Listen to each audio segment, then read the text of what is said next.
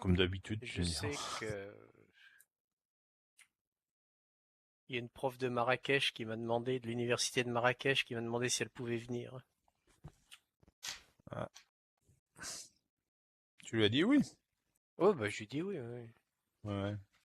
Tu lui as envoyé ce qu'il fallait? Ah, bah, c'est un autre participant qui lui a envoyé Ok. tout ce dont elle avait besoin. Bon, je suis en train de charger là, ton PowerPoint sur SlideShare, comme ça je pourrais mettre le lien direct Voilà. dans le chat. Alors, Maglone, pour vous montrer, pour peu qu'on ait un ordinateur assez puissant, on peut changer très rapidement de. J'espère que ça va le faire vite. Là, je vous le fais en temps réel. J'ai la chance d'avoir un PC un peu boosté. Voilà, j'ai changé immédiatement de. Là, je suis un peu plus guerrier, hein.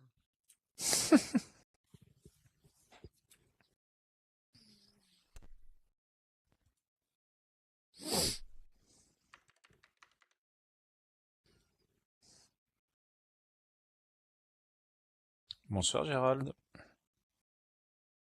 Salut Gérald, le patron des lieux.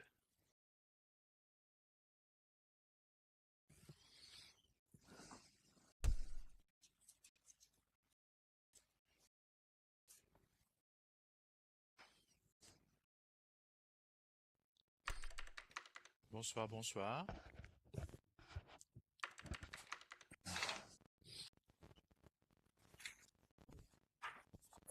Jacques Cartier pour Jacques Cartier.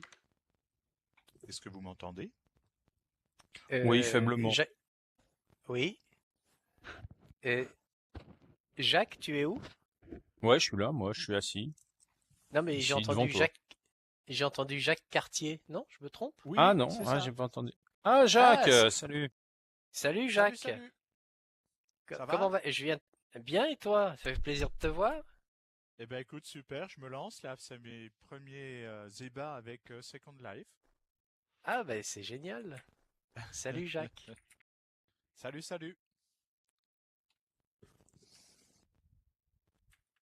Besançon va bien? Besançon va bien, impeccable, oui, un peu froid. Eh ben, à Lyon aussi, il fait froid, hein. Ben, je t'invite à me suivre. Alors, Oui, alors pilote-moi, hein, parce que c'est ma première présence. ben, suis-moi. Donc, je te présente Gérald Delabre, qui est donc le directeur du CDNT, du Centre de droit et de nouvelles technologies, hein, et de Oui, la faculté de droit virtuel, avec qui j'ai l'immense plaisir de travailler. super.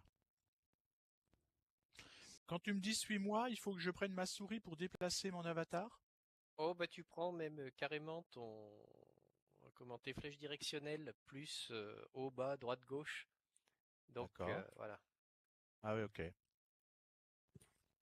Voilà, c'est plus simple. D'accord.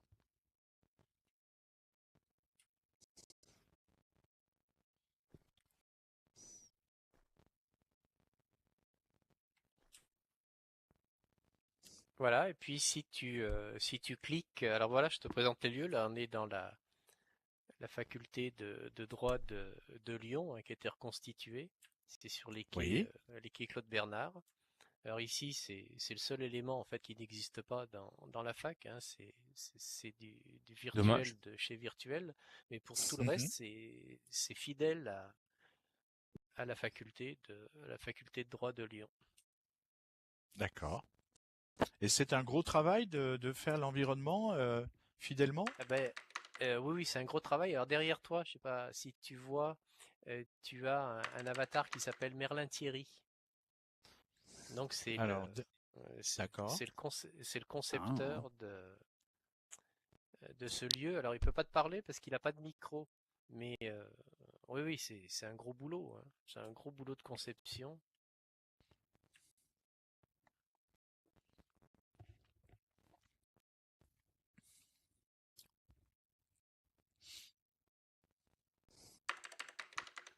Attends, il y a peut-être des gens qui sont un peu paumés. Ah oui. Alors, si tu veux t'asseoir avec ta souris et ton clic Oui, droit, tu cliques sur un fauteuil, oui, tu cliques et tu vas voir m'asseoir ici. Voilà ce que je fais là, hop. d'accord. Alors là, tu es assis au milieu. Euh, Je peux me déplacer à ce moment-là? bah là, oui, voilà, tu peux te déplacer. Donc il faut que tu cliques sur un fauteuil rouge avec ton clic Ouais. droit. Alors, je les vois pas, les fauteuils rouges. Ils sont à ta droite et à ta gauche. Donc D'accord. avec ton clavier directionnel, Ah, vu. voilà, D'accord. voilà, tu cliques sur un fauteuil Un rouge. fauteuil? Ouais, ouais. Voilà, Ah, et ça y tu est. es assis. Super. Ouais, je vais vous quitter 5 minutes parce que je vais aller chercher des. Ah non, bah, je vois que les gens arrivent.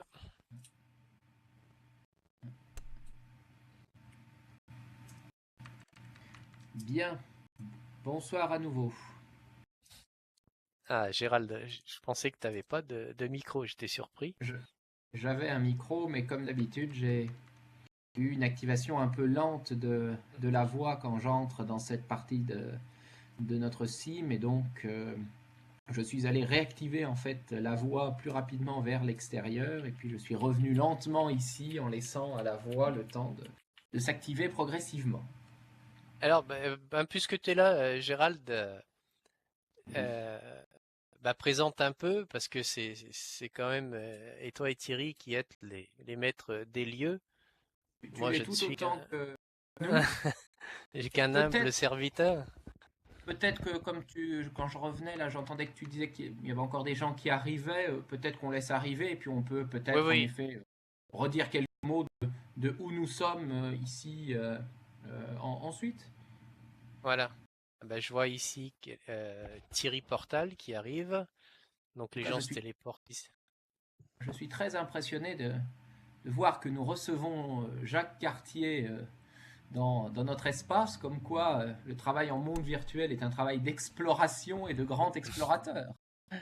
Alors, ce que Jacques ne sait pas, c'est que lundi, nous étions aux entretiens Jacques Cartier.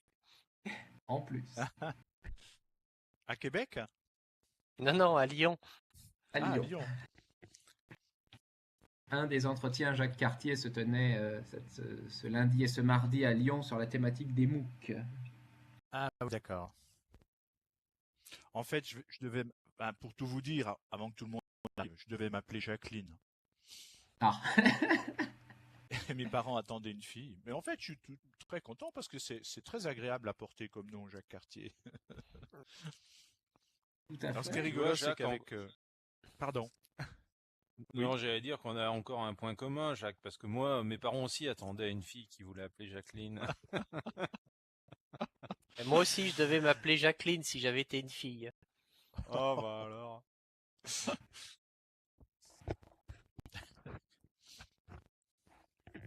Alors, c'est marrant parce que quand j'étais prof de collège, je commençais toujours ma rentrée en disant je m'appelle Jacques Cartier, je faisais le petit topo. Et en fait, les dernières années, plus parce que les gamins, ils savent plus du tout qui, qui est Jacques Cartier. Ils disaient, monsieur, vous vendez des bijoux? Voilà. T'as pas un plomb, là, pour avoir les bijoux pas chers?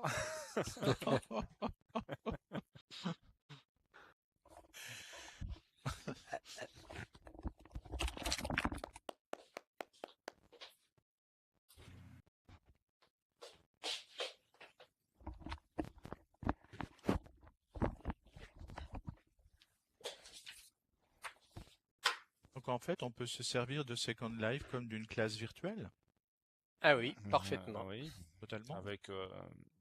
avec des avantages spécifiques, oui, au monde virtuel. Des contraintes aussi, Oui, mais disons. bon.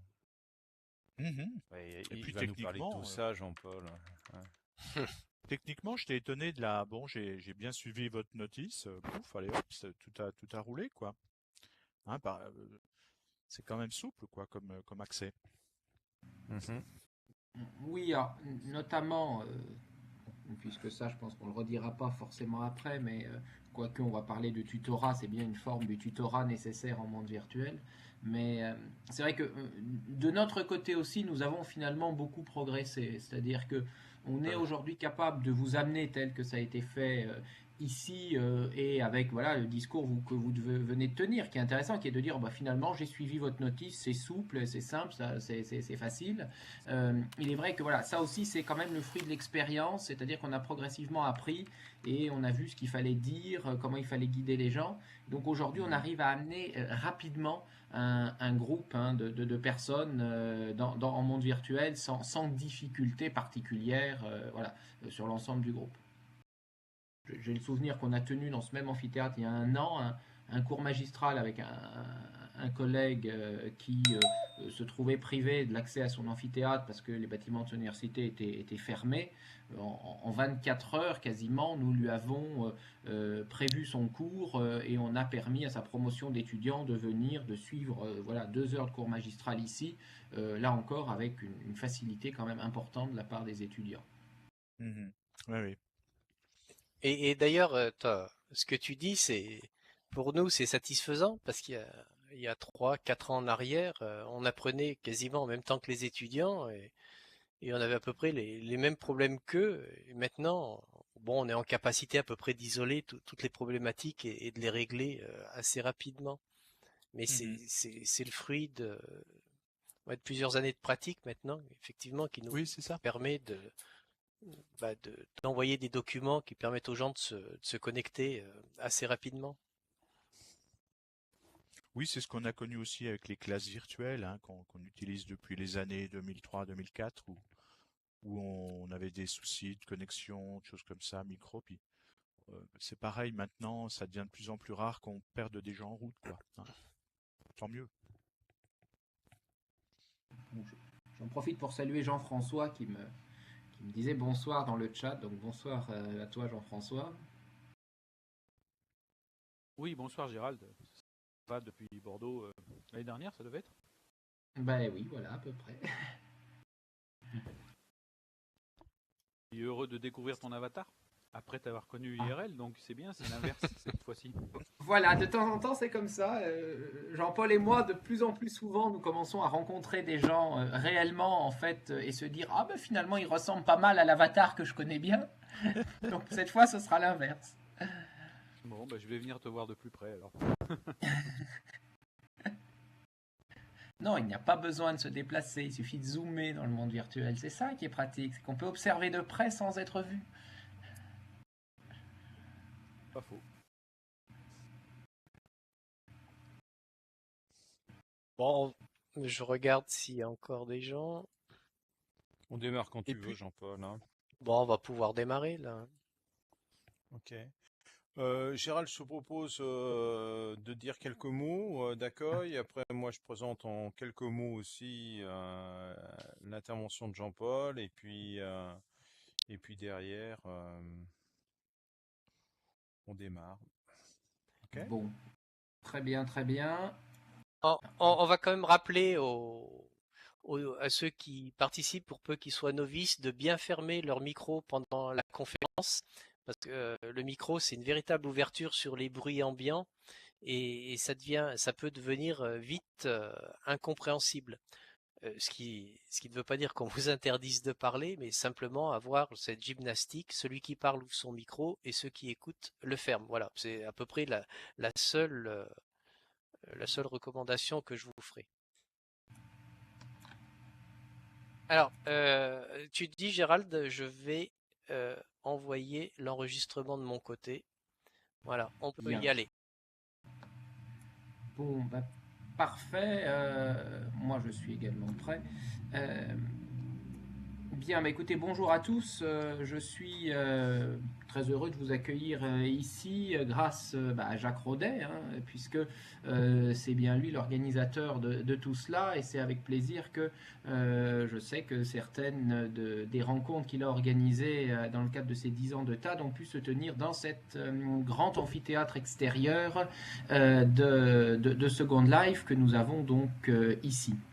Bon, je suis désolé, je n'ai pas pu être présent lors des précédentes rencontres dans cet environnement.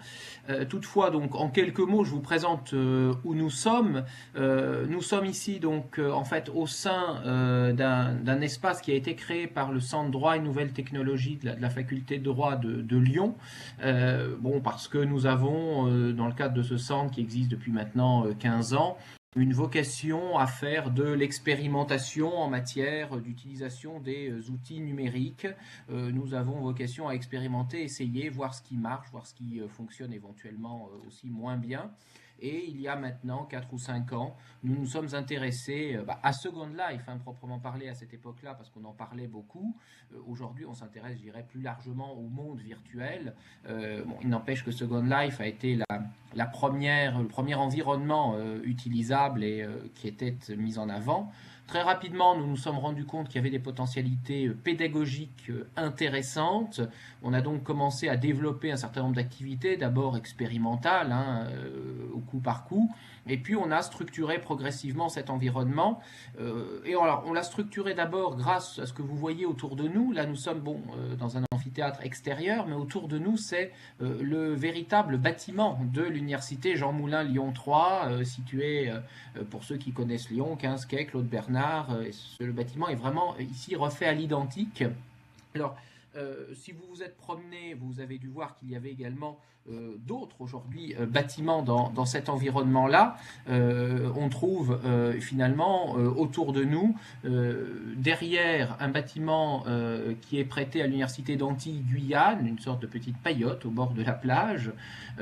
Sur le côté, le palais de justice de Lyon, car bon, nous sommes juristes, alors on a voulu faire un palais de justice.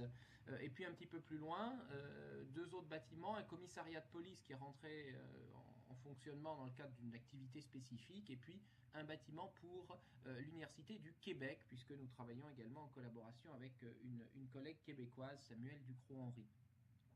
Finalement, cet espace aujourd'hui, il représente également un projet que nous sommes en train de mettre en œuvre et qu'on a lancé au printemps dernier, dont on sera certainement amené à vous reparler, on vous en reparler un petit peu plus tard. C'est le projet Université Nuage.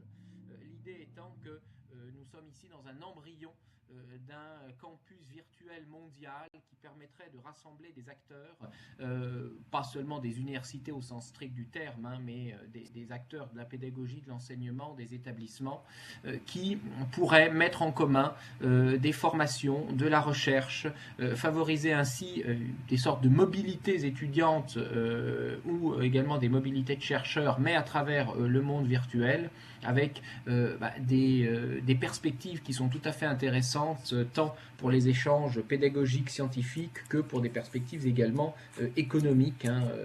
L'utilisation d'un monde virtuel permet de réduire aussi drastiquement les coûts, et on sait bien que c'est aujourd'hui une des problématiques politiques fortes que l'on rencontre assez souvent. Voilà, tous ces développements-là, ils sont le fruit d'un seul créateur de génie qui est assis derrière vous, qui est Thierry Merlin, que nous appelons entre nous un fort magicien, car tout ce que vous voyez autour de vous, c'est lui qui l'a créé, et bien souvent à la vitesse de l'éclair. C'est un homme qui vous crée un bâtiment en une nuit, et vous ne savez pas comment il fait. C'est son secret, on ne va pas le lui demander. Donc une fois encore, je veux le remercier, parce que voilà, c'est vraiment grâce à lui que tout ça est sorti de terre, si l'on peut dire, de cette terre virtuelle qu'est notre sim dans Second Life. Et puis c'est aussi le fruit de celui qui est à côté de moi, de Jean-Paul Moirot, parce que il travaille, Jean-Paul, depuis très longtemps sur la question des mondes virtuels. Il y réfléchit beaucoup. Et il est donc à 200% légitime ce soir pour vous parler de cette question de tutorat dans les mondes virtuels, à laquelle il réfléchit là en collaboration avec Jacques, donc, puisque Jacques est le pape du tutorat, nous le savons bien. Et d'ailleurs, il pourrait mettre une tenue de pape, moi je trouve, dans le monde virtuel, ça lui irait très bien.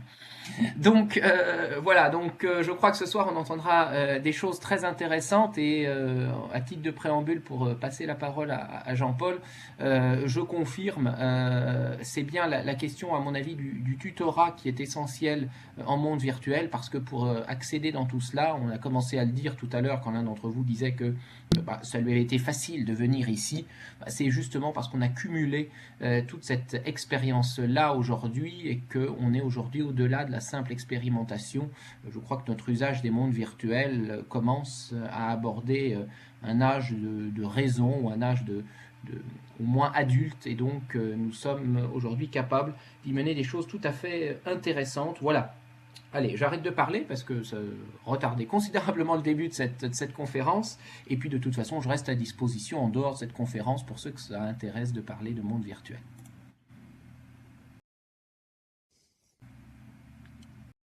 Ok, bien bonsoir à chacune et chacun. Très heureux de vous retrouver aussi pour cette conférence de TAD qui elle sera la dernière du mois de novembre.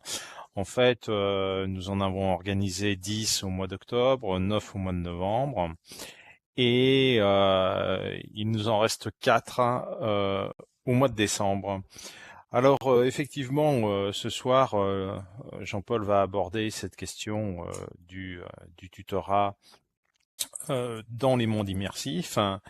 Et je dirais que c'était bien au départ de notre rencontre, il y a trois ans maintenant, puisque moi je m'intéresse au tutorat depuis longtemps, Jean-Paul au monde immersif aussi, et il nous a semblé intéressant d'échanger sur ce propos. Alors ce soir, Jean-Paul va effectivement parler un petit peu déjà de ses propres conceptions du tutorat à distance dans ces mondes immersifs, fera certainement allusion à quelques propos que nous avons pu échanger là-dessus, et il l'abordera à travers différents angles. Tout d'abord, qu'est-ce que c'est que la nature du tutorat dans un monde virtuel? En e-learning, en formation ouverte à distance classique, on distingue plusieurs profils de tuteurs, donc des personnes qui sont là pour aider tout simplement les apprenants à atteindre leurs objectifs de formation. Mais donc alors quels sont ces profils de tuteurs que l'on peut trouver dans un monde immersif? Mais aussi, bien sûr, il va s'intéresser au moment des interventions de ces tuteurs. À quel moment le tuteur doit-il intervenir et de quelle manière? Et là, il est certain que la spatialisation du monde 3D, dans lequel on va pouvoir ne plus être contraint par les limites du monde physique, va autoriser très certainement un certain nombre de postures tutorales qui sont difficiles à avoir dans les autres technologies qui permettent de supporter les formations en ligne. Alors, durant toute cette rencontre, vous allez pouvoir utiliser le chat que vous avez dans cet environnement, à la fois pour réagir aux propos de Jean-Paul ou lui poser des questions. Et nous aurons donc un temps d'échange à partir de vos interventions à la fin de sa présentation. Je vous souhaite une très bonne conférence et je passe sans plus tarder la parole à Jean-Paul. À toi. Eh bien, merci Jacques, merci Gérald pour cette introduction. Et donc nous allons parler de tutorat et de monde virtuel. Une question complexe parce que les technologies en fait ne cessent de nous offrir de nouveaux outils. Alors je voudrais vous présenter le contexte de travail, sachant que Gérald a déjà fort bien présenté ce contexte. Alors, en ce qui me concerne, je pratique et j'observe depuis 6 ans la pédagogie en monde virtuel. Alors, j'ai commencé en lycée, parce que je le rappelle, j'ai été prof en lycée pendant 26 ans, et j'ai exercé en monde virtuel avec des étudiants de BTS de design de mode. pour lesquels j'organisais dans le monde Assemble Live des réunions avec des spécialistes de la mode. Et puis j'ai continué avec Gérald au cours d'une rencontre. Donc j'ai continué avec ces étudiants de la faculté de droit de Lyon, alors sous diverses modalités que je développerai par la suite. Et puis j'ai aussi observé les usages dans d'autres universités, alors notamment la faculté de médecine de Toulouse qui pratique la médecine d'urgence en monde virtuel. Alors ça peut paraître un peu bizarre de dire qu'on pratique de la médecine d'urgence, mais c'est une réalité. À Strasbourg, en orthodontie, là aussi, on a un Serious Game immergé dans les mondes virtuels. Et puis j'étais voir à l'étranger aussi, il y a l'Imperial College of London qui pratique la médecine de catastrophe, fort des attentats de Londres qui avaient révélé la faiblesse des secours. Donc on constate qu'il y a une communauté qui se développe dans les mondes virtuels, et puis on n'en est plus à quelques zozos qui s'amusent, qui développent de ci, de là. Il y a des gens qui développent, des pédagogues qui développent des dispositifs. Alors forcément, quand les pédagogues commencent à s'acoquiner avec les programmeurs, très très vite, la question du tutorat s'impose. Parce qu'on ne peut pas lâcher des étudiants comme ça dans un monde virtuel. Il faut scénariser, il faut accompagner. Le premier des accompagnements étant l'accompagnement technique. Là aussi, je le développerai. Donc, des expériences qui sont extrêmement protéiformes, qui s'exercent dans des environnements technologiques divers. Alors ici, on est dans Second Life, mais Gérald ne l'a pas précisé, mais il y a un projet de migration de la faculté de Second Life vers OpenSim, c'est le deuxième monde. Assemble Live, je l'ai cité, c'est Henri Morlet qui développe ce monde. Cette semaine, nous étions avec Gérald pour une conférence dans Assemble Live. Il y a Gea Nova, et puis plein d'autres mondes. Donc, ce qui m'intéresse ici, c'est pas forcément un nom de marque comme Second Life, mais c'est bien de vous parler de la pédagogie immersive, quel que soit le lieu d'immersion. Alors, avant de parler tutorat, il est important de définir ce qu'est un monde virtuel. Parce qu'au final, tout le monde revendique sa part de virtuel. Je fais du virtuel. Alors, ça a été une grande discussion avec Gérald. On s'est posé la question de dire, c'est quoi un monde virtuel?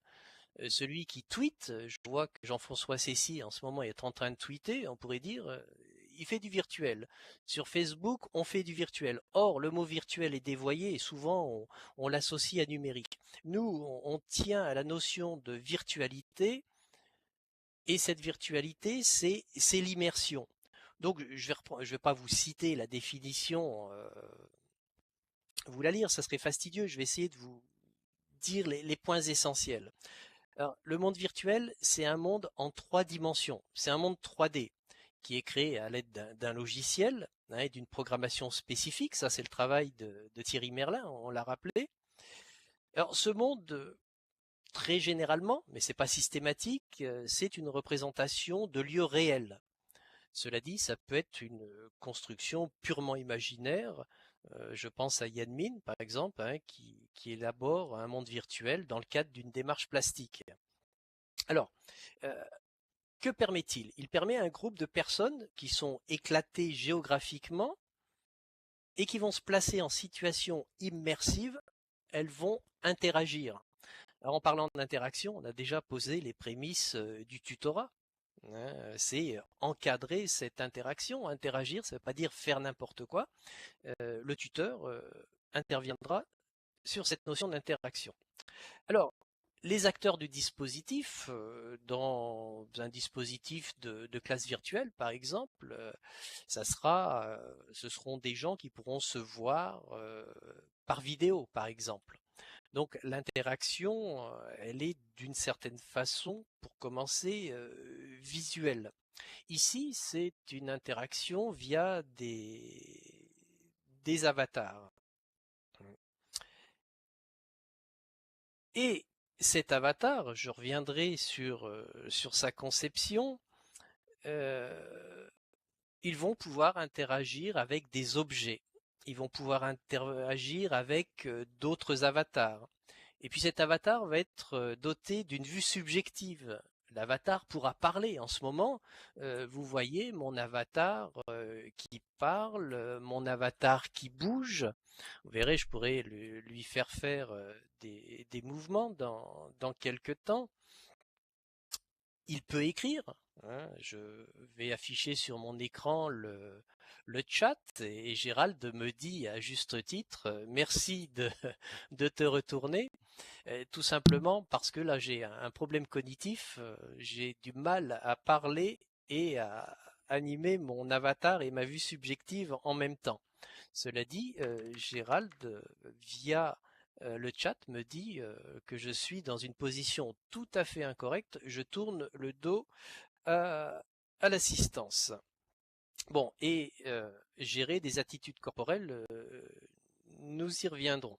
Alors, ce monde 3D permet de s'affranchir, je le fais en ce moment, des lois de la physique. C'est-à-dire que on peut s'affranchir de l'apesanteur. Alors ça peut paraître anecdotique en le disant comme cela. J'aurai l'occasion de vous montrer que c'est tout sauf anecdotique, mais c'est un vrai avantage en termes de tutorat, en termes d'observation. Alors donc, à partir de là, le groupe qui est constitué dans le monde virtuel va partager un intérêt commun. Ça pourrait être une simulation, ça pourrait être un cours, ça pourrait être s'immerger dans un concept. Donc, cet intérêt commun défini dans un projet élaboré de façon formelle, et les apprenants seront mis en situation d'acquisition de savoir, acquisition de compétences, c'est ce que nous faisons dans les simulations de procédures pénales, mais disons les simulations juridiques de façon générale. Et puis ces simulations sont reproductibles de façon indéfinie. On peut, notamment si on a filmé, si on a conservé des ressources, être dans une situation de rejeu, de jouabilité à l'infini. Et on peut s'inscrire dans des cadres extraordinaires. C'est le cas des dentistes, par exemple, qui envisagent le cas où un patient fait un malaise cardiaque, ce qui est statistiquement faible, mais on pourra jouer ces situations extraordinaires. Alors, donc, monde virtuel, vous l'aurez compris, c'est peut-être pas le terme le plus adapté. L'expression qu'on pourrait retenir, que je retiens, que nous retenons, c'est l'expression de lieu pédagogique immersif. Je crois que c'est le terme qu'il faut privilégier. Alors c'est pas la prétention de trouver des mots qui nous distinguent du commun, mais ça correspond vraiment à la réalité. Parce qu'un serious game pourrait être un monde virtuel et pourtant il s'en distingue.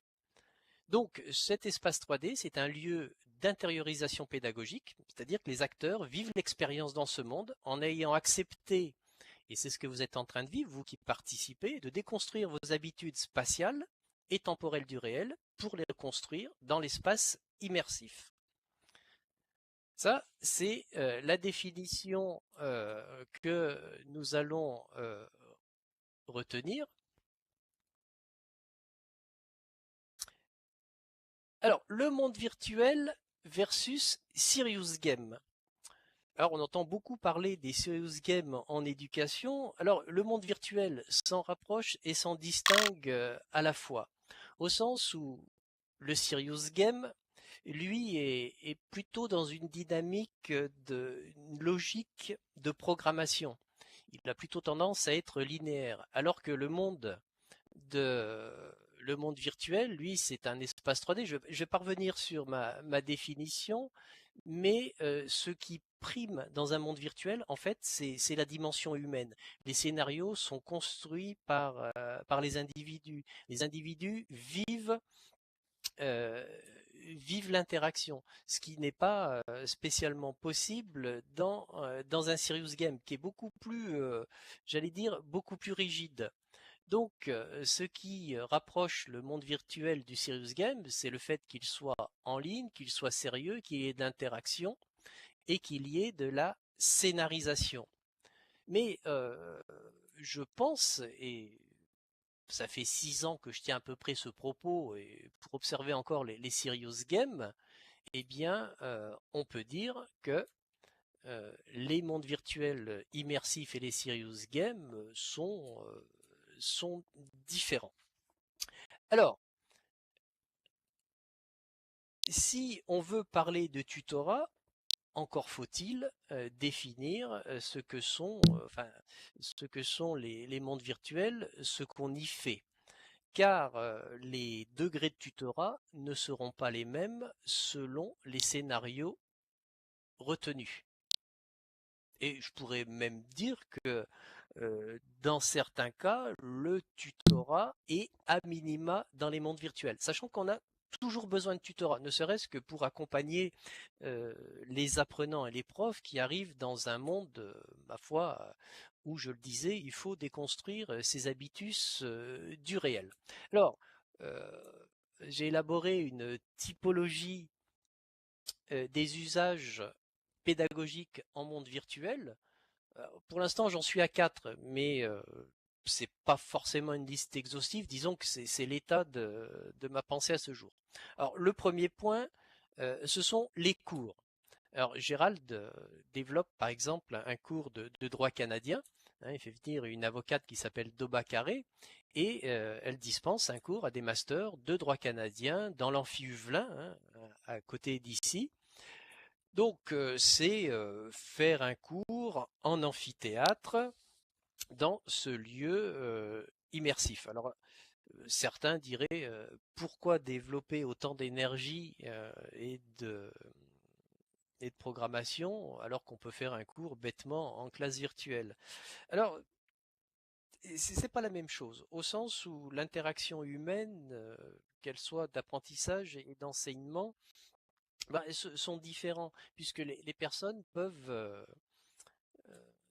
percevoir le monde et entrer en contact, j'allais dire presque physique, avec le prof. Et dans l'expérience qu'évoquait Gérald de l'université d'Antilles-Guyane, les élèves disaient c'est la première fois qu'on peut parler à un prof, et le prof disait c'est la première fois que mes étudiants me parlent de façon aussi franche, aussi massive. Donc il y a ce sentiment d'interaction et de proximité. Donc on peut faire des cours, charge à l'équipe de créer des amphithéâtres et de scénariser de cours, donner des rendez-vous, comme dans un cours dans la vie réelle, j'allais dire. Deuxième point, j'allais dire que c'est le gros morceau des mondes virtuels, c'est la simulation. Alors, je vais citer Laurent Gou qui définit la simulation comme la possibilité de recréer des situations exceptionnelles pour mettre en situation des gens face à des situations qu'ils rencontreront rarement, ou alors des situations qu'ils rencontreront à terme. Donc la simulation consiste à partir d'un scénario qui sera déterminé. Alors il peut être juridique, il peut être médical, il peut être scientifique, consiste à mettre en interaction un ensemble de personnes qui vont jouer une situation qui aura été définie. Alors l'intérêt de la simulation, c'est que à la fois on est dans des éléments tracés, scénarisés, mais aussi des éléments d'aléa. C'est-à-dire qu'on va pouvoir jouer et regarder les réactions des gens en situation aléatoire, ce qu'on a fait dans la simulation de procédure pénale, où la prévenue envoie un stylo dans la figure de l'OPJ, l'officier de police judiciaire, le policier si vous préférez, et voir quelles sont les réactions des étudiants. Donc la simulation se révèle très très riche parce que le champ semble infini, et il me semble que la simulation est fédératrice. On serait tenté de dire que font des gens des sciences humaines dans la simulation. Or, on s'est aperçu qu'on pouvait simuler des tas de situations en droit, et c'est pas le précaré des scientifiques qui pourrait simuler une opération, qui pourrait simuler le corps humain. La simulation se prête à peu près à tous les champs scientifiques. Troisième point, c'est l'immersion dans un concept. Alors là, effectivement, c'est peut-être plus le domaine des sciences humaines. j'ai mis en ligne, je pourrais le mettre en complément de cette conférence, une vidéo d'une immersion dans une cellule humaine. Alors l'idée, c'est que au lieu de montrer un schéma qui est statique, le prof peut aller avec ses élèves dans la cellule et montrer les éléments caractéristiques de cette cellule. Dernier point, c'est la co-construction, c'est-à-dire c'est prendre prétexte de ce monde virtuel pour, cette fois, utiliser les éléments de programmation comme un élément pédagogique. Alors il y a un très très bon exemple, c'est un prof de collège à Marseille, Sébastien Simao, qui est féru de monde virtuel et qui apprend les mathématiques à ses élèves de collège en reconstituant le phare de l'île du Planier. Donc mettre des briques, mettre des échelles, c'est convoquer systématiquement des concepts mathématiques. Donc voilà pour les 4 éléments d'utilisation des mondes virtuels, les cours, la simulation, l'immersion dans un concept et la co-construction. Et dans les 4 cas, on peut recourir au tutorat, mais alors à plus ou moins grosse dose. J'allais dire, le cours, c'est le domaine où on aura le besoin de moins de tutorat. La simulation et la construction, les 2 temps où le tutorat sera convoqué de façon forte. Alors, Jacques parlait en introduction des typologies, on peut déjà les citer, hein. On aura besoin des tuteurs techniques. Jacques Cartier, lorsqu'il est arrivé, il m'a dit, bon, mais comment je me déplace? Alors très simplement, on lui dit, ben, prends ton pavé numérique, haut, bas, droite, gauche, et ton avatar va se développer. Le tutorat technique peut être relativement simple, mais va permettre aux acteurs de s'intégrer dans le monde virtuel. Alors après, techniquement, il peut être plus complexe lorsqu'on a une personne qui n'a pas la voix ou une personne qui n'arrive pas à se connecter. Les strates techniques sont plus ou moins fortes. Mais après, on aura les tutorats, j'allais dire, par les pairs, hein, les étudiants qui vont se conseiller les uns les autres. Il y aura du tutorat par des tuteurs experts, c'est ce que nous faisons en simulation pénale. On fait venir des magistrats, des policiers qui vont, après la simulation, Gérald dirait post-mortem, vont expliquer quels sont les éléments qui leur ont paru significatifs dans la réussite comme dans l'échec. Voici pour cette typologie. Alors, dans un monde virtuel, nous avons l'élément central qui est l'avatuteur. Alors, l'avatuteur, je ne suis pas l'inventeur de ce concept, c'est Jacques Rodet, hein, qui a inventé ce terme, qui est la contraction d'avatar et de tuteur. Mais je trouve qu'il correspond tout à fait aux besoins de tutorat dans les mondes virtuels. Alors bien évidemment, le tutorat, mais ça c'est Jacques est le grand spécialiste, hein, et la série des tas de 10 nous convoque 2 fois par semaine sur ces enjeux du tutorat, mais là il est implémenté à l'existence de l'avatar.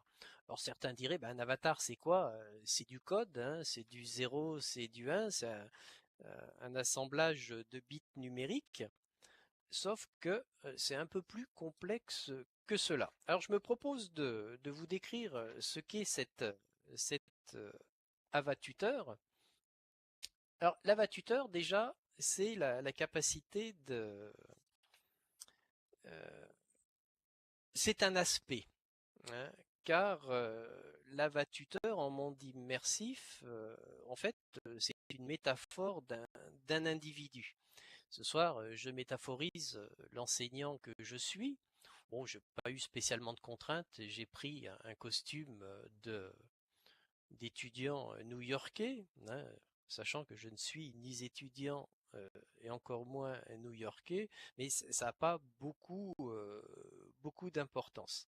Par contre, dans des processus de simulation, là, ça revêt une importance beaucoup plus forte, Alors cet aspect, on le voit ici sur le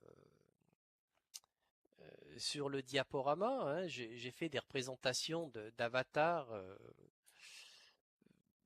polymorphes. Alors j'en ai une en homme plutôt chic et bon genre. J'en ai un ici que j'avais utilisé pour les simulations de médecine de catastrophe. Je suis en médecin. Et puis le dernier à droite, c'est un militaire. Et c'est un monde virtuel qui a été développé par l'armée américaine pour soigner le syndrome post-traumatique des soldats qui reviennent du Vietnam et d'Afghanistan. Donc on voit bien que dans certains cas, l'habit de l'avatar est important. Alors il est important parce qu'il permet de se distinguer. Euh, Tout à l'heure, alors ici d'ailleurs dans cette conférence, j'ai deux assistants, je vais zoomer moi sur mon film, à la conférence, deux femmes, enfin en tout cas leurs avatars, qui sont identiques. Alors l'idée, notamment dans les simulations, c'est que les avatars soient spécifiques. Sachant que comme nous sommes dans un monde virtuel et le fantastique est parfois convoqué, j'aurais pu venir en chien, en licorne ou en vampire. Donc il est important de réfléchir à l'aspect de l'avatar en fonction du scénario qui aura été choisi. Alors, il est très facile de changer d'avatar, pour peu qu'on ait un ordinateur assez puissant. Je vais essayer de le faire en direct, hein. Espérons que la technique ne me trahisse pas. Et vous allez voir mon avatar se changer très très rapidement, hein. Et là, je deviens donc soldat. Euh, par un simple clic, hein, celui que vous voyez ici. Alors, je vais vous montrer d'autres avatars sur l'autre slide. Hein, vous voyez qu'on peut être des avatars, alors là, beaucoup plus exotiques, hein, une vampire, donc je suis homme, je peux devenir femme, je peux être un robot, ou je peux être un ballon dirigeable. Alors vous l'aurez compris, venir en ballon dirigeable, ça peut être parfois contre-productif dans des processus de cours. Cela dit, avec Gérald, nous avons assisté à des cours où il y avait des licornes. Bon, c'était pas spécialement gênant. Alors, l'avatar, je vais parfois peut être très très perturbateur. Alors vous voyez cette femme gironde à la poitrine dénudée, c'est un avatar qui a perturbé une opération monde virtuel. C'était l'Opéra de Rennes qui diffusait euh, des opéras dans Second Life, et quelqu'un est venu euh, sous cette forme. Et ça a créé la panique dans l'assistance, parce que c'était retransmis à l'opéra. Des enfants voyaient ce sein qu'il convenait de cacher. Et ça a été un exemple où l'avatar a complètement perturbé une séance de monde virtuel. Donc je crois que, et c'est le rôle du tuteur, hein, avant de commencer une séance, d'expliquer les enjeux de l'avatar. Nous ne sommes pas dans World of Warcraft où on peut convoquer le fantastique.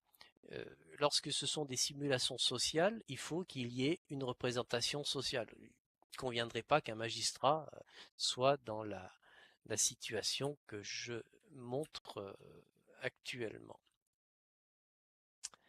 Alors, ensuite, vous avez le geste.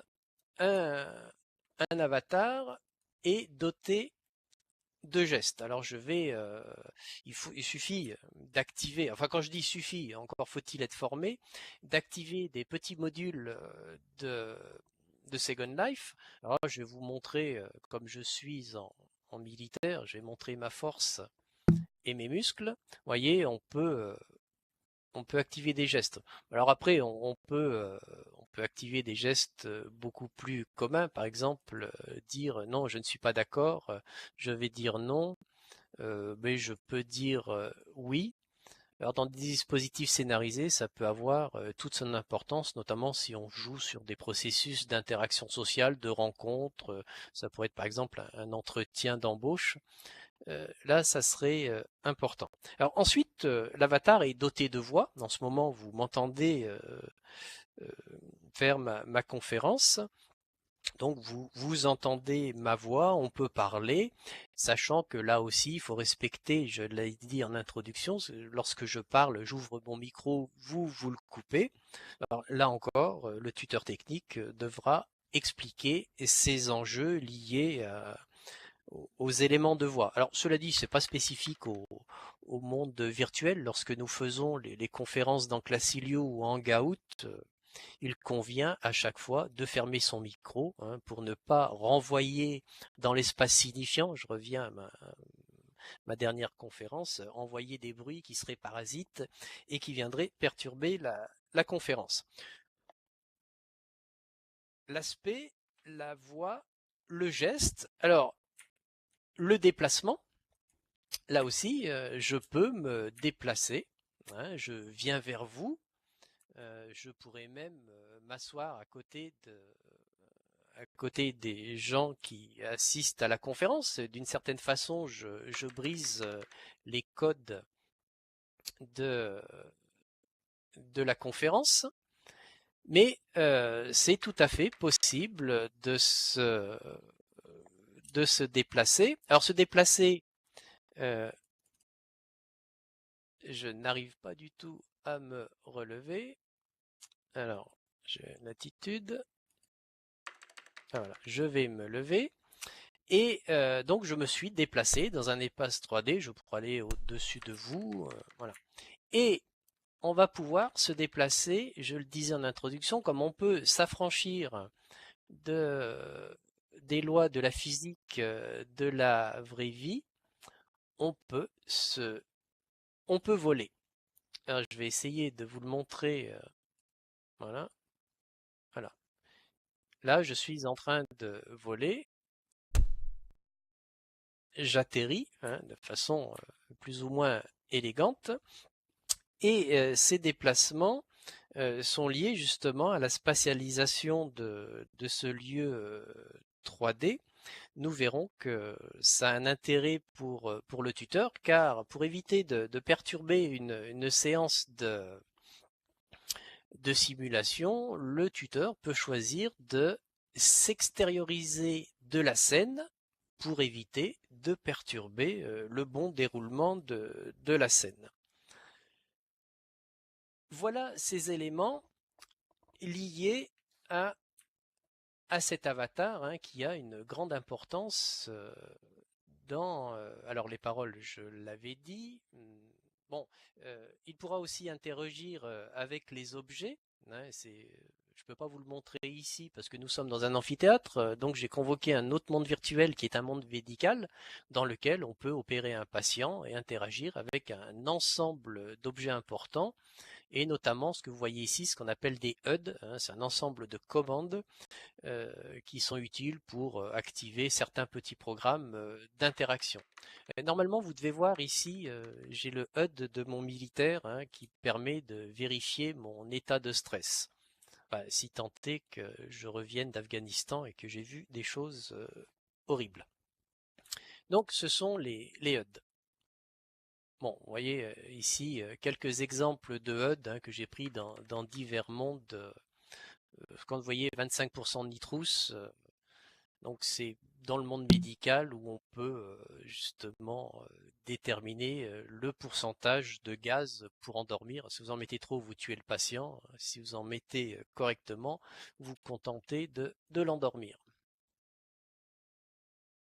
Alors, toujours dans cet avatar, l'avatar c'est j'allais dire un homme augmenté. J'ose le terme d'humain parce qu'au final, l'avatar est l'extension de vous. Je crois que les psychanalystes diraient l'extension du moi. Et vous avez la possibilité de suivre de façon dynamique une scène. Je ne peux pas vous le montrer ici. Là encore, je mettrai en complément des vidéos qui le montrent. On peut suivre un hélicoptère qui se déplace dans l'air, on peut suivre un individu en mouvement en activant un petit programme. Alors ça, c'est un avantage certain, car le tuteur est en capacité de suivre une scène dynamique. Alors que dans la plupart des processus de formation, le tuteur est forcément statique. Au mieux, il est dans une situation synchrone d'interaction. Souvent, il est asynchrone. Ici, on peut suivre une scène active de formation et d'interaction entre personnes qui apprennent. Donc, c'est ce que j'ai appelé le eyes tracking. Donc, on peut traquer avec son œil une action dynamique. Alors, le tuteur, il est spatialisé. Alors, j'ai commencé à introduire de façon forte cette notion de spatialisation.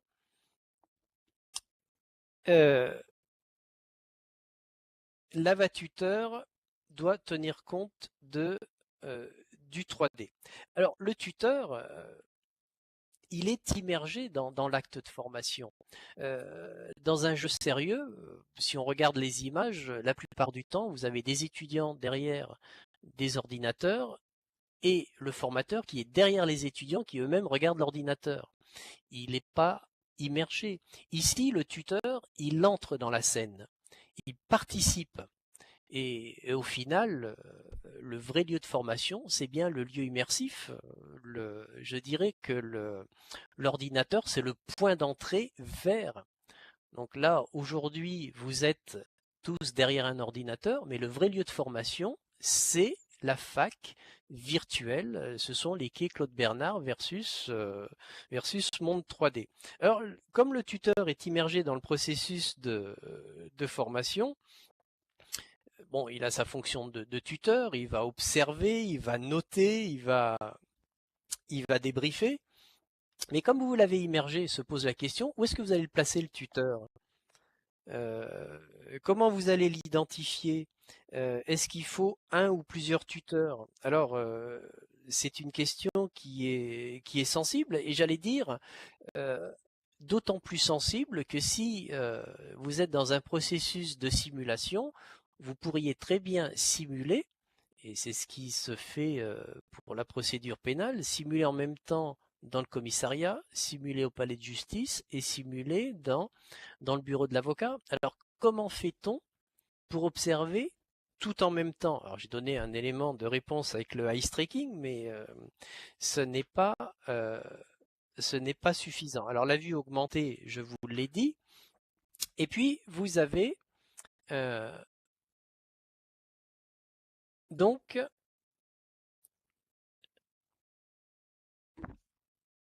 la question de où est situé le tuteur. Alors, un tuteur dans le monde réel, il est ici. Alors ça, c'est à l'université de Toulouse. Vous avez les étudiants et puis vous avez le tuteur qui sont ici. Mais ça ne règle pas notre question. La vraie question, c'est de tenir compte de la spécificité des mondes virtuels. Le monde virtuel, il va de 0 mètre on peut aller à 500 mètres. Et puis, en fait, j'ai mis 50 mètres, c'était pour l'exemple. Une île, c'est 400 mètres, c'est 400 mètres de large. Donc, dans ce repère orthonormé, la question, c'est de savoir où est-ce qu'on place le tuteur. Alors, en bas, vous aurez la zone de simulation. Hein. Vous aurez les acteurs et les apprenants en action. La question, c'est de savoir où est-ce qu'on place le tuteur. Alors, est-ce qu'on le place au ras du sol, auquel cas il faudra qu'il soit fermement identifié, hein, qu'on sache qu'il est tuteur, mais le risque, c'est que ça perturbe les étudiants. Donc la solution, c'est que l'on puisse l'identifier en hauteur. Alors on va le mettre à 50 mètres, à 100 mètres, sachant qu'il dispose, je vous l'ai dit, d'une vue augmentée, et pour observer de façon fine le dispositif de formation. Il pourra l'observer par la vue et il pourra entendre tout ce qui se passe. Alors à partir de là, il pourra exercer son rôle de tuteur sans grande difficulté. Donc cet avatuteur, dans le scénario, il faudra penser sa place dans l'espace. Alors, autre solution, et je me suis aperçu que c'est une solution qui a été adoptée par les communautés de pratique dans les mondes virtuels sans qu'il y ait eu concertation.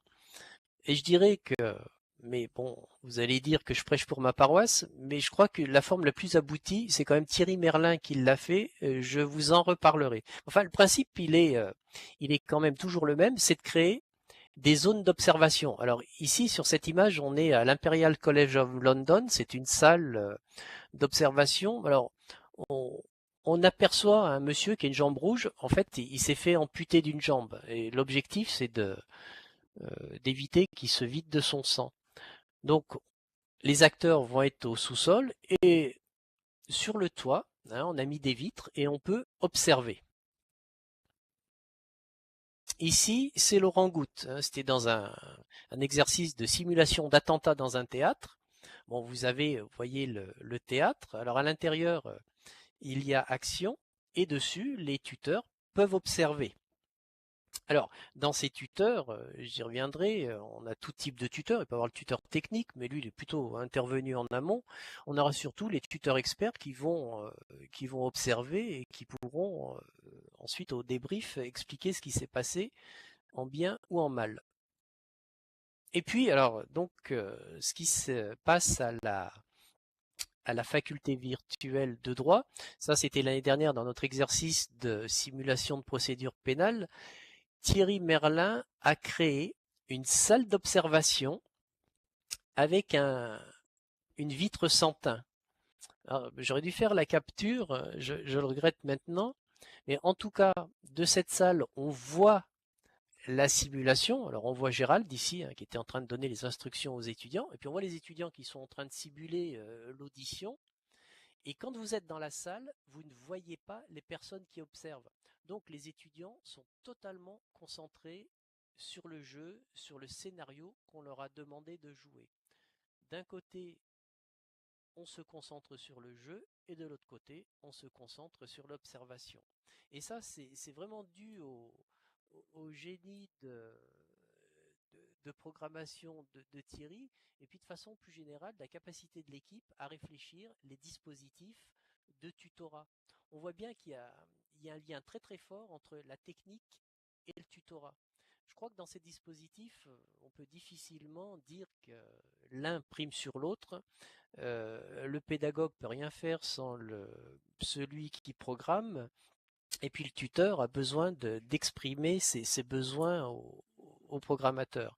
Donc le résultat, ce sont dans chacune des salles une observation, à l'exception du palais de justice, bien évidemment, parce que dans un palais de justice, dans la vraie vie, comme c'est public, eh bien vous asseyez.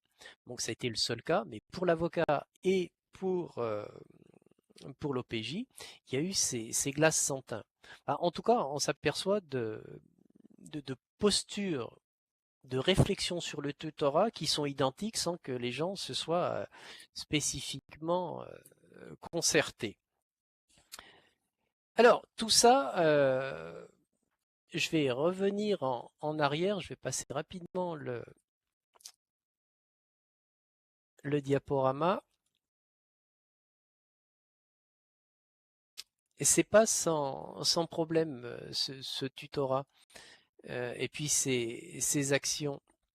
Car vouloir en même temps parler, activer des gestes, déplacer son tutorat, interagir avec des objets, appuyer sur le bon bouton du hub, activer le eye tracking, eh bien, le risque quand même dans les mondes virtuels, c'est la surcharge cognitive. Et je vous avoue qu'en faisant cette conférence, là des fois je pose un peu ma voix parce que je suis dans cette situation quasiment de surcharge cognitive. Il faut que je me concentre sur ma conférence, j'enregistre, j'active le diaporama.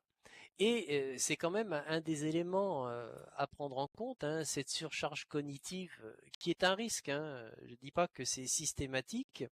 Et là, c'est tout l'intérêt du tutorat technique, c'est justement de bien préparer les gens à s'immerger. Alors ça passe en général avant de se lancer dans une séance pédagogique, de faire des séances, j'allais dire comme disent les enfants pour de blanc, où on apprend à se déplacer, où on apprend à parler, où on apprend à activer le ice tracking.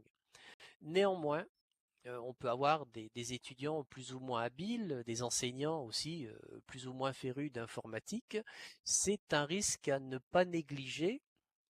Et le tuteur, bon, au final, sa mission, c'est de déstresser les gens, de les sécuriser en disant ne vous inquiétez pas, tout va bien se passer, et puis on va vous expliquer comment ça fonctionne. Alors, tout cela pour dire que à cette époque, on est encore très dépendant du clavier. Alors, la solution d'avenir, c'est peut-être celle-ci, hein, c'est cette espèce de casque que j'ai testé la semaine dernière, mais qui m'a fait prendre conscience que la vraie immersion réincorpore le corps du tuteur dans les processus d'apprentissage.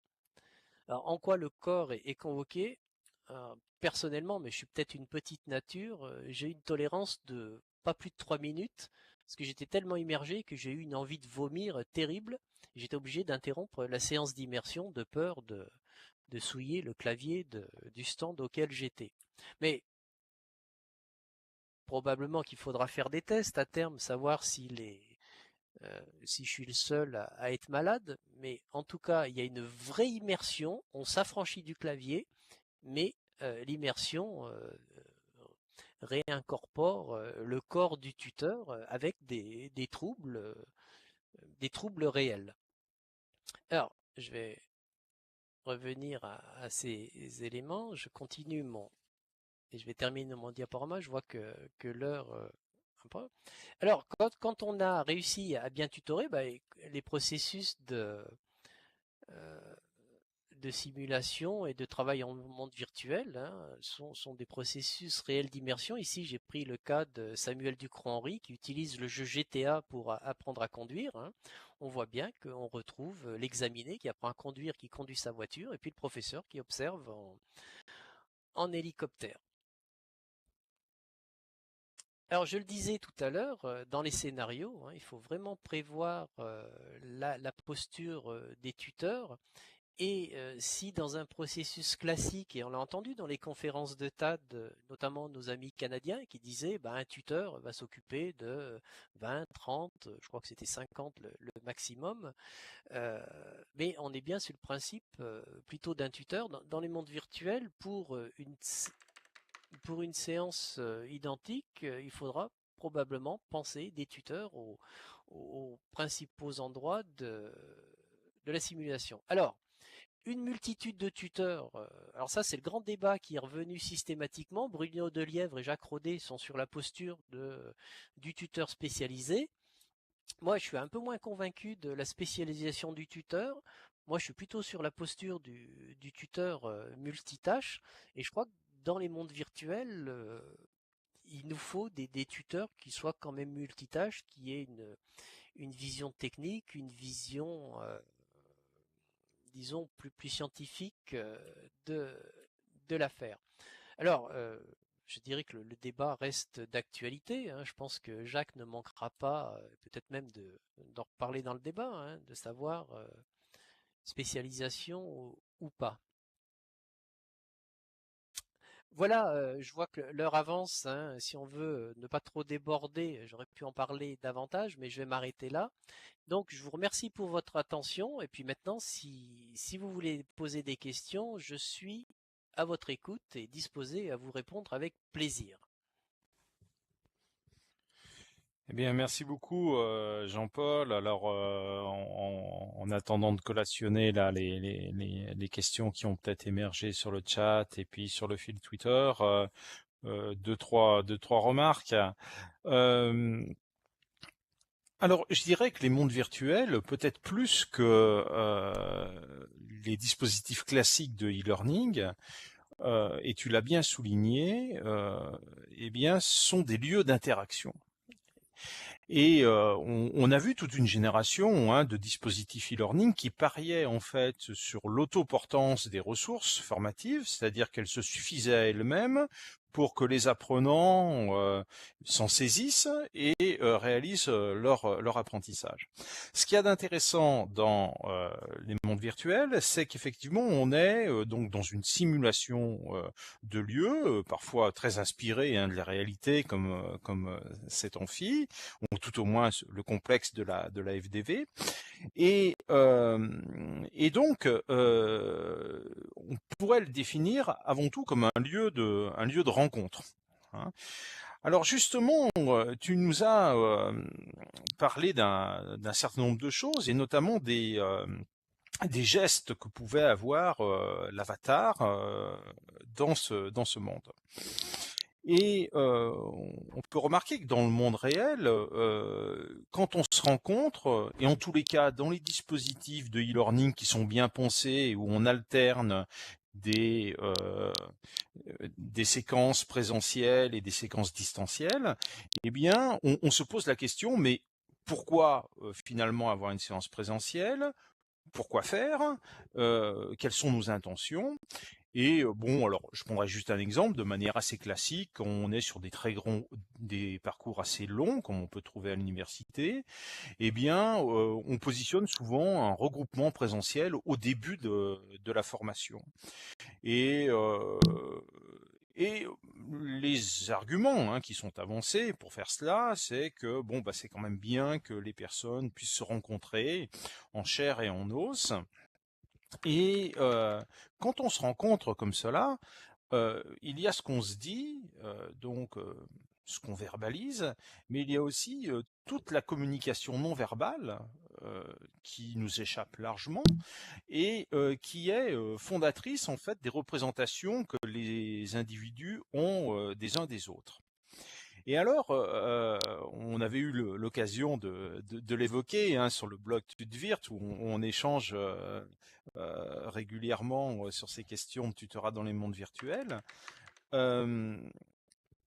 J'avais remarqué que si l'avatar était capable de gestes, ces gestes, comme tu l'as souligné, devaient être déclenchés par celui qui pilote son avatar, par l'individu, et qu'à partir de ce moment-là, il y avait une intentionnalité du geste. Et qu'on ne pouvait pas parler, à proprement parler, de communication non verbale. Puisque dans la communication non verbale, bon, ben, on fait des gestes quand on parle. Alors plus on est latin, plus on en fait. Donc nous qui avons tous les deux des origines italiennes, on en fait fréquemment. Mais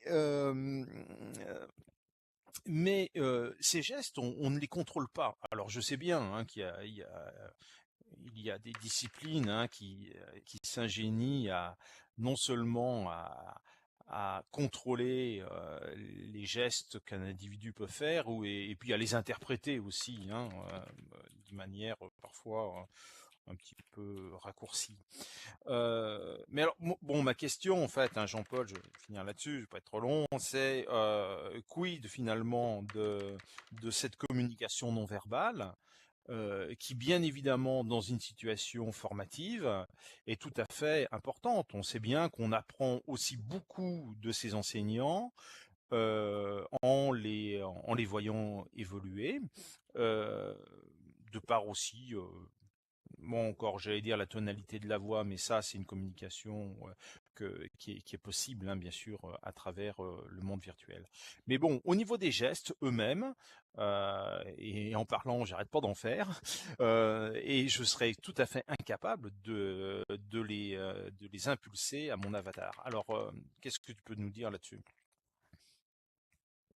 Est-ce que tu penses pas que ça peut réduire un petit peu la relation tutorale, de ne pas avoir cette communication vraiment non verbale, et qu'on soit obligé de passer par une communication gestuelle qui est due à des intentions? Ah oui, tu as tout à fait raison. Mais je dirais que c'est déjà mieux que dans un processus, par exemple, quand tu es sur un forum ou par mail.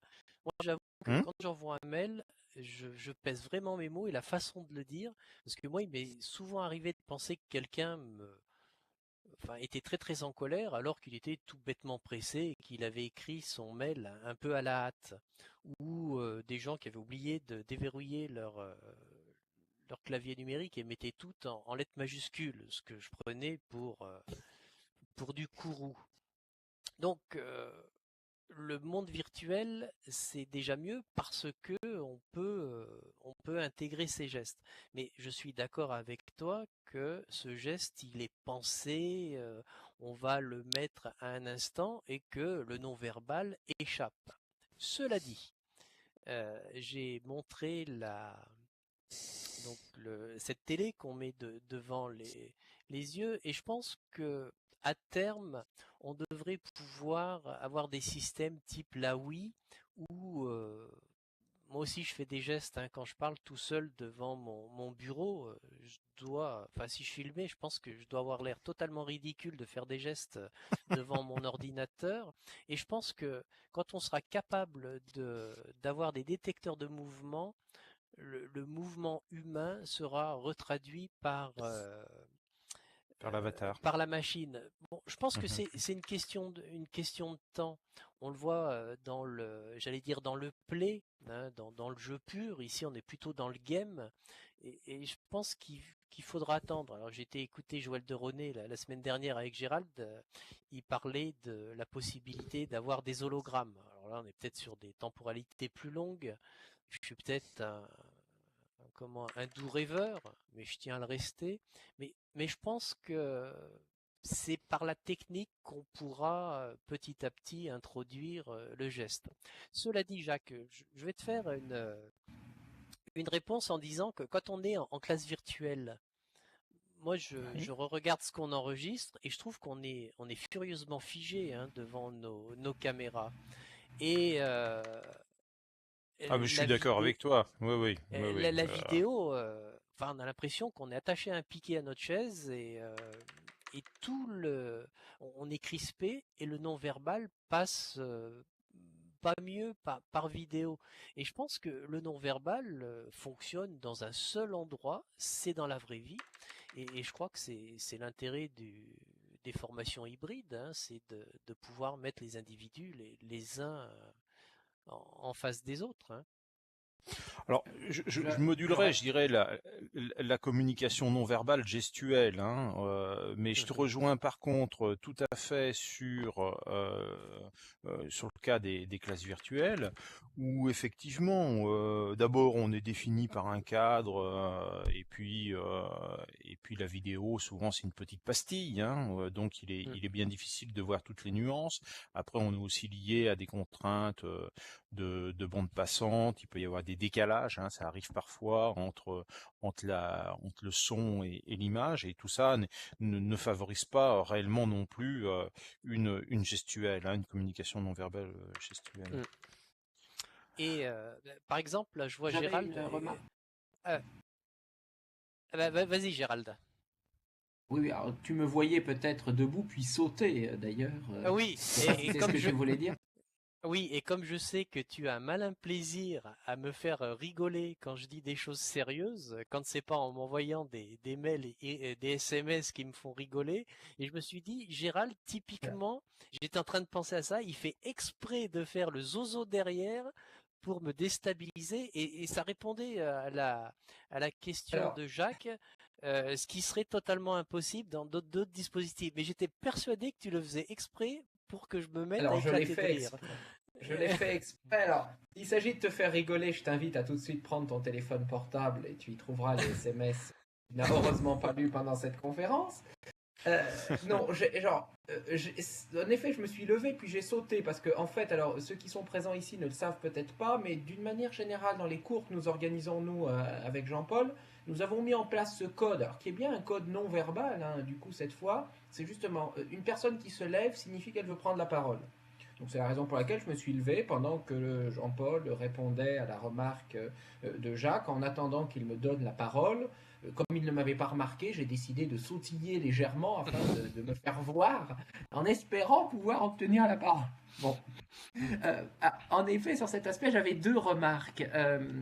Alors, la première, c'est que je peux témoigner que Jean-Paul Moirot est une petite nature et qu'il manque de vomir lorsqu'on l'immerge un peu trop violemment dans un environnement. J'ai des photos et des films pour ceux que ça intéresse. Ça c'est le premier aspect. Non, le deuxième aspect, plus sérieusement, sur l'aspect de communication verbale, moi, je voudrais vous faire un retour d'expérience d'utilisation qu'on a eu là en monde virtuel. C'était dans le cadre d'une formation à distance, une licence professionnelle, où le public de cette licence était un public qu'on trouve assez souvent dans ces licences professionnelles, c'est-à-dire de gens qui sont déjà en activité, qui ont fini leurs études depuis un certain temps, des gens qui ont souvent plus de 40 ans, etc. Donc qui simplement décident à un moment de reprendre une formation qu'ils font à distance pour essayer d'évoluer dans leur carrière. Donc là, c'était vraiment le public type de cette formation-là. Et de manière assez régulière, c'est là encore pas extraordinaire en formation à distance, en cours d'année, il y avait des contestations qui survenaient, qu'on voyait apparaître dans les forums de la plateforme de la formation, contestations du type bon, cette formation est quand même pas bien organisée, on est débordé de travail, on nous suit pas bien, les ressources qu'on nous donne sont pas adaptées, sont pas compréhensibles, là on arrive aux examens, on n'est pas prêt, etc. Bon. Une année, on a proposé aux organisateurs de la formation de leur créer un espace dans le monde virtuel. Donc en fait, on a mis en place avec Thierry une salle qui était la salle de cette formation. Ils avaient quelques canapés, quelques bureaux, etc. Bon, la possibilité d'y organiser des réunions, mais également pour les étudiants d'y venir quand ils le désiraient. Bon, moi, j'avais été un petit peu observer ce qu'ils faisaient quand ils étaient là. Et en fait, moi, j'ai vu qu'à un moment, deux personnes qui parlaient entre elles, on commençait à discuter. Première qui dit tiens, ton avatar, toi, il est pas mal, il est bien, c'est bien ce que tu as choisi, comment tu l'as habillé, etc. Bon. Puis à un moment, ils disent oui, en fait, dis donc, tu as regardé la semaine prochaine quand même, la séance est relativement complexe, puis c'est long, etc. L'autre lui dit bah oui, ça n'a pas l'air facile, en effet, j'ai vu ça, bon, il va falloir qu'on bosse, etc. Puis ensuite, ils se sont dit bah tiens, allez, si on essayait de voler. Et puis ils se sont envolés tous les deux, puis ils ont volé, ils ont essayé de se déplacer au-dessus du bâtiment, ça les a fait rire de se taper dans les murs, etc. Je me suis dit que là, finalement, on avait bien un moment où c'était pas une communication purement verbale. Alors en effet, ils ont parlé de leur inquiétude, du fait qu'ils étaient inquiets de la prochaine séance, etc.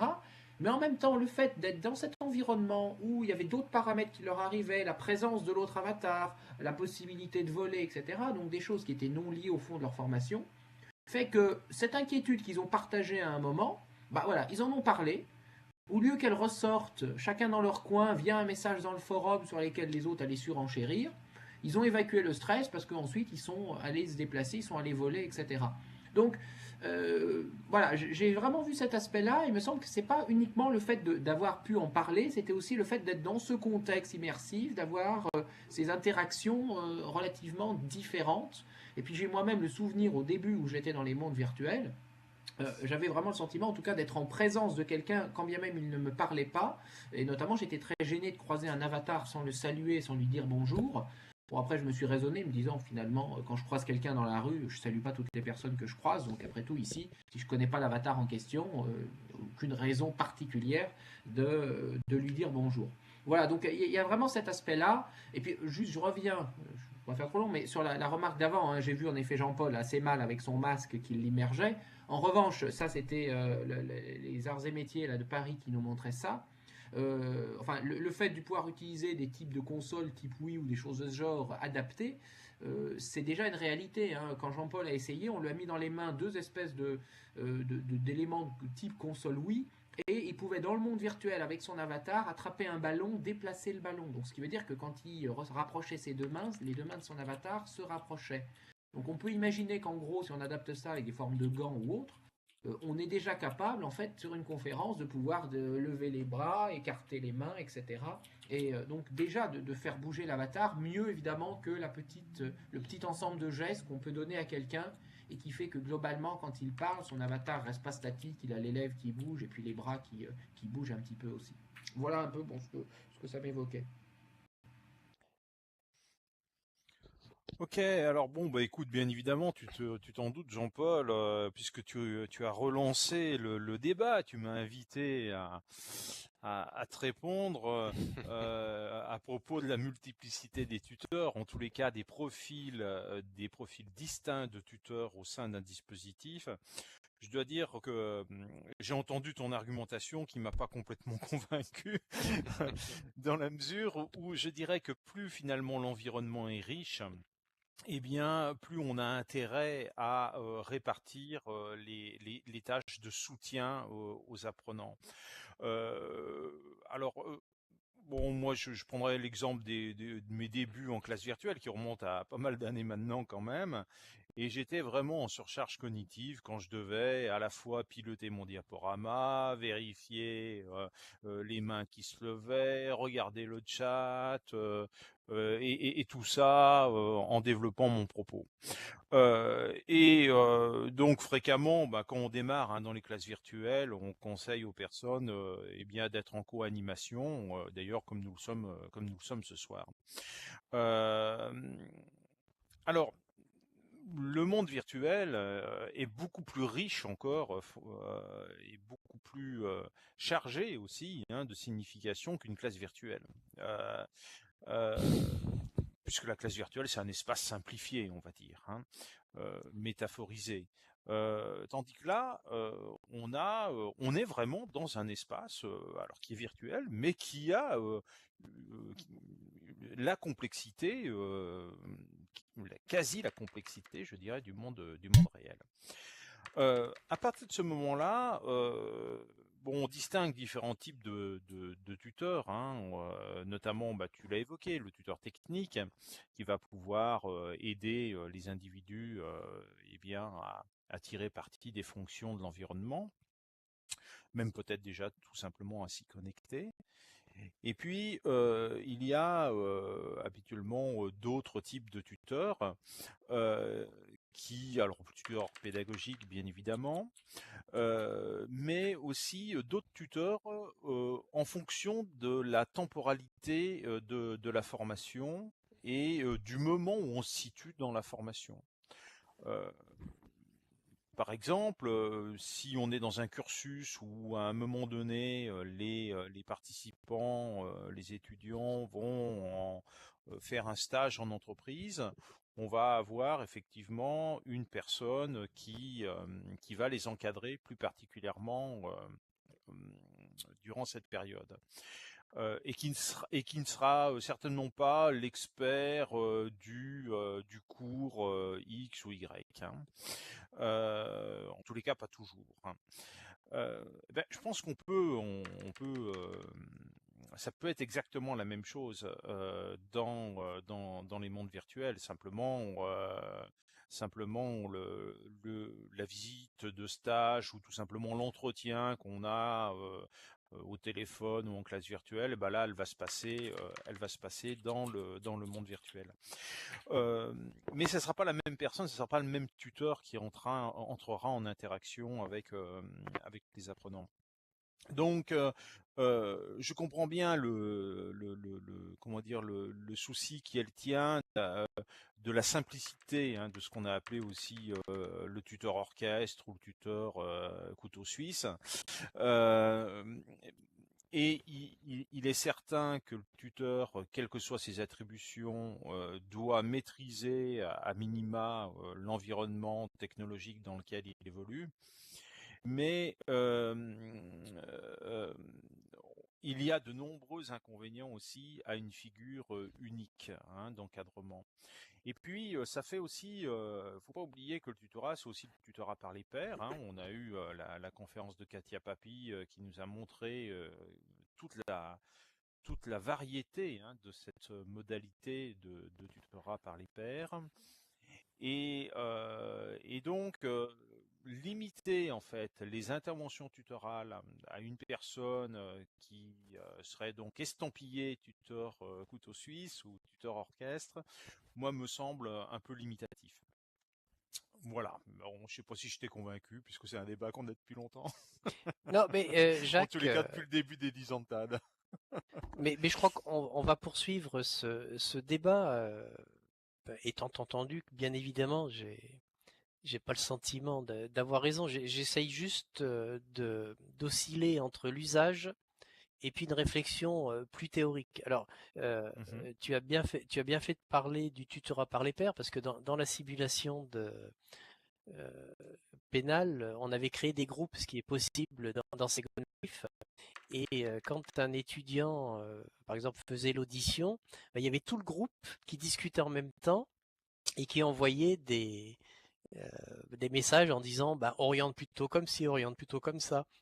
Donc on a pratiqué le tutorat par les pairs. Et ce que je voudrais aussi préciser, là parce qu'on était limité dans le temps, j'ai vraiment limité au tutorat dans le monde immersif. Mais ce qu'il faut Mhm. bien comprendre, c'est qu'on ne peut arriver à une simulation, à un cours, que parce qu'on a fait, j'allais dire, une structure classique avec un tutorat classique sur Moodle, avec la mise en ligne de documents médiatisés, où les tuteurs vont s'adresser avant la simulation aux étudiants.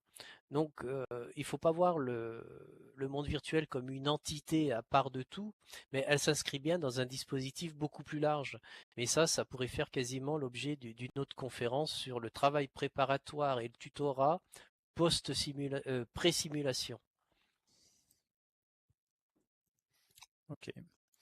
Jean-François, est-ce que tu as repéré des interventions, des questions, que ce soit sur le fil Twitter ou dans le chat? Pas spécialement de questions sur Twitter. Dans le Ok. chat, il y avait eu un début de question qui a été répondu au niveau textuel. Je sais pas. Ok.